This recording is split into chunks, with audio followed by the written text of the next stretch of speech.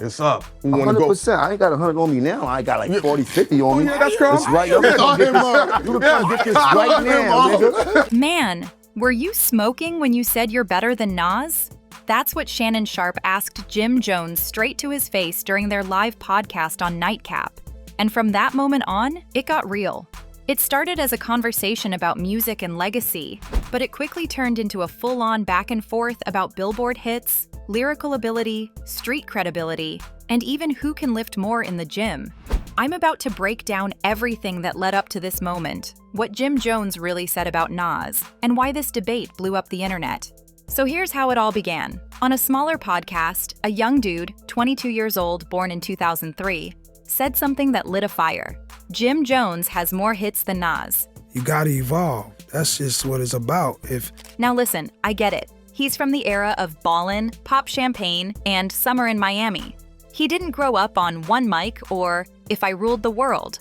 To him, Jim was the voice of the streets growing up. But that statement sparked a lot of debate. People started comparing their legacies, their catalogs, and before you know it, the clip was everywhere. Jim Jones caught wind of it and decided to speak on it during Fat Joe's podcast. And he wasn't ducking the conversation. He actually said he admired Nas, that Nas was his idol when he was younger. He said when Nas dropped live at the barbecue, Jim was in 11th grade, rocking with everything about him, the style, the lyrics, the presence. But then Jim made it clear that once he got in the game, he created his own wave. He said kids started gravitating toward him the way he once looked up to Nas. Then Jim challenged people to check the stats, the Billboard numbers, the track records, and see who's really been putting in work. You could tell he was feeling some type of way about the comparisons.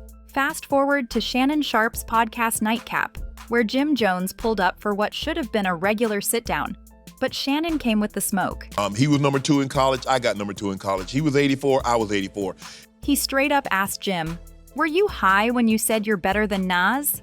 Jim stood firm though. He told Shannon, "I'll out-rap Nas right now." He said he's still active, still sharp, still delivering at a high level. But Shannon wasn't hearing it.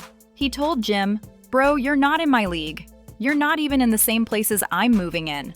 And that's when it spiraled.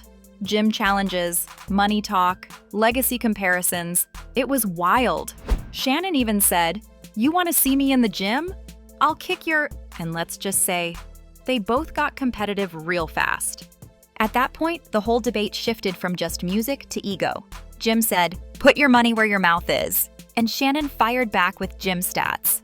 They were literally comparing strength and endurance over Nas. That's how far this debate went. But let's bring it back to the music, because Jim brought up the numbers, so let's look at them. Jim Jones has had 3 albums chart in the top 10, and 9 albums on the Billboard 200. Not bad at all. But Nas? Nas has 16 top 10 albums and 24 albums total that have charted. That doesn't even include his Grammy win or the decades of consistent lyricism and respect he's earned in the culture. The truth is, Nas has built a career that spans generations, while Jim had his peak during the Dipset wave, which was legendary in its own right, but not really on the same level. So now I want to hear from you. Do you really think Jim Jones is better than Nas?